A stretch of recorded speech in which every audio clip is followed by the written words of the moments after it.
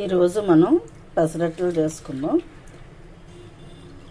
పిల్లలకి హాలిడేస్ అప్పుడు చక్కగా రోజుకొక టిఫిన్ చేసి పెడితే పిల్లలకి నచ్చుతూ ఉంటాయి. పెసరట్లు ఎప్పుడో కానీ చేసుకోం కదా. చక్కగా మనం గ్లాస్కి ఒక గుప్పుడు రైస్ వేసుకుని, చిన్న గుప్పుడు సరిపోతుంది, రైస్ వేసుకుని నైట్ నానబెట్టాను. శుభ్రంగా క్లీన్ చేసుకున్న తర్వాత మనము ఒక 2 పచ్చిమిరపకాయలు, చిన్న అల్లం ముక్క వేసుకుని మిక్సీ పట్టుకుందాం. సాల్ట్ వాటర్ వేయకుండా ఉట్టువే ఇలా వేసేసుకుని మిక్సీ పట్టుకోవాలి. పలసనైపోతుంది వాటర్ వేసిన, సాల్ట్ వేసిన. మనం లాస్ట్లో వేసుకుందాం కావాలంటే. ఇప్పుడు వీటిని కొంచెం కొంచెం వేసుకుని మిక్సీ పట్టేసుకుందాం.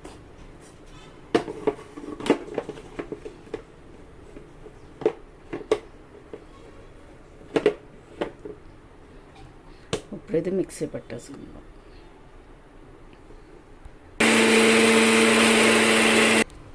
వాటర్ అవసరం అనుకుంటే కొంచెం వాటర్ వేసుకుని కూడా మిక్సీ పట్టుకోవచ్చు. మనకు ఆ వాటర్ సరిపోయింది. కావాలంటే తర్వాత కలుపుకుందాం. మంచి స్మెల్ వస్తుందండి. తొక్కతో నానబెట్టి నైట్ నానబెడతాం కదా, పిల్లలకి చాలా మంచిది.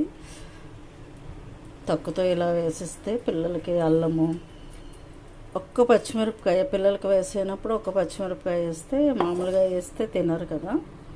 ఒక పచ్చిమిరపకాయ వేసి మిక్సీ పట్టుకోవాలి. ఉన్నాయి కూడా వేసేసుకుని మిక్సీ పట్టేసుకుందాం.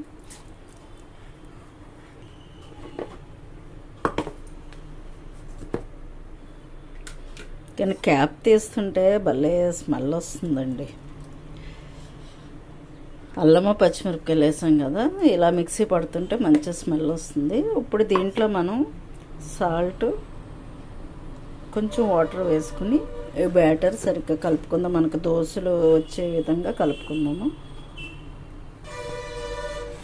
కొంచెం వాటర్ వేసుకున్నాను. దోశల పిండిలాగా చక్కగా ఇలా జారుగా ఈ బ్యాటర్ కలుపుకుందాం. దీంట్లో మనం సాల్ట్ వేయలేదు కదా, సాల్ట్ సరిపోయినంత సాల్ట్ వేసుకుందాం, సరిపోతుంది. ఇప్పుడు సాల్ట్ వేసేసుకుని ఇలా కలిపేసుకుని ఇది పక్కన పెట్టుకుందాం.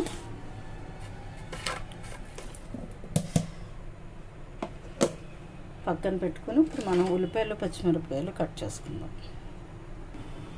ఉల్లిపాయలు ఇలా సన్నగా కట్ చేసుకోవాలి. నెక్స్ట్ ఏంటంటే పచ్చిమిరపకాయలు మనకు కావాలంటే వేసుకోవచ్చు, పిల్లలకి వేయాలంటే పక్కన పెట్టేసుకుని పెద్దవాళ్ళు వేసుకుంటే సరిపోతుంది. కొంచెం జీలకర్ర, మనం ఆల్రెడీ అల్లం వేసేసాం కాబట్టి ఇష్టమైన వాళ్ళు మళ్ళీ వేసుకోవచ్చు. మనం కూడా చిన్న ముక్క వేద్దాం. మాకైతే అల్లము, పచ్చిమిరపకాయలు, ఉల్లిపాయలు, జీలకర్ర వేసుకుని తింటే చాలా టేస్ట్గా ఉంటుంది. దీంట్లోకి అల్లం పచ్చడి చాలా రుచిగా ఉంటుంది. నెక్స్ట్ వీడియోలో పెడతాను, చేస్తాను అది కూడా. దోశలు పెనం పెట్టుకుని ఇది బాగా హీట్ అవ్వాలి. చూడండి, ఇలా కొంచెం హీట్ అయిన తర్వాత ఈ పెనం మీద చల్లనీళ్ళు పోసుకోవాలి. అలా బుడగలు రావాలన్నమాట. చల్లనీళ్ళు పోసుకున్న తర్వాత ఈ నీటిని మనం వంపేయాలి సింక్లో.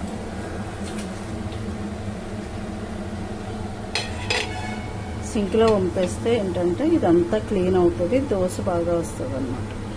పెట్టుకున్నాం కదా, దాని మీద కొంచెం చన్నీళ్ళు వేసుకుని క్లీన్ చేసుకోవాలి. ఆయిల్ అయినా ఏదైనా ఉన్నా పోతుంది అనమాట. నా పెనం చూసారా ఎంత నీట్గా ఉందో.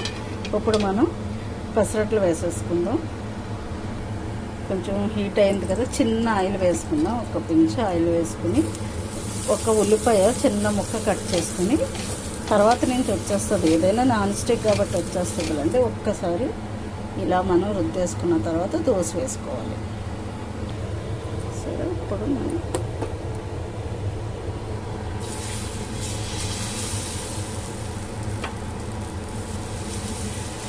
సరిపోతుంది. తక్కువ వేసుకోవాలి. నా దగ్గర అయితే ఎక్కువ పడిపోయింది, కొంచెం తక్కువ. లైట్గా ఆయిల్ వేసుకుని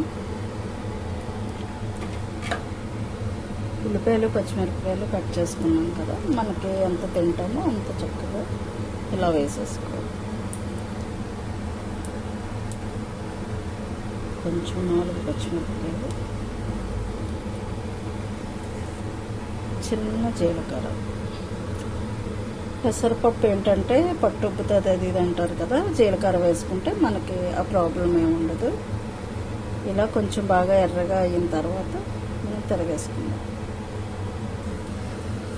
ఇలా కొంచెం ఎర్రగా కాలిన తర్వాత చూసారా, మనం దోశ ఇలా చేయడం వల్ల చక్కగా అంటుకోకుండా వస్తుంది అనమాట. చూసారా ఎంత బాగా కాలిందో.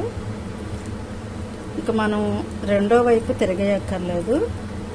ఒక్క సెకండ్ ఇలా కాల్చుకున్న తర్వాత మళ్ళీ రెండో వైపు టర్న్ చేసుకుంటే మనకి వేడి వేడిగా పెసరట్ రెడీ అయిపోయింది. చూసారా, ఇంకా పల్స్గా కూడా వేసుకోవచ్చు.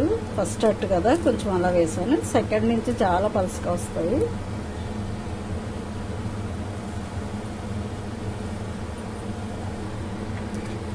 ఇప్పుడు ప్లేట్లోకి తీసేసుకుందాం.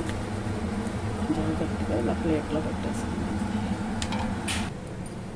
ఈ విధంగా చక్కగా అల్లం చట్నీ ఇలా వేసుకుని ఒక కప్పులో మనం చిన్న ముక్క ఉల్లిపాయలు పచ్చిమిరపకాయలు అన్నీ తీసుకుని ఇలా తింటే వేడివేడిది చాలా బాగుంది. పెసరట్లోకి ఎప్పుడైనా సరే అల్లం చట్నీ చాలా టేస్ట్గా ఉంటుంది. సింపుల్గా ఇలా చేసి ఒకసారి టేస్ట్ చూడండి, చాలా బాగుంటుంది.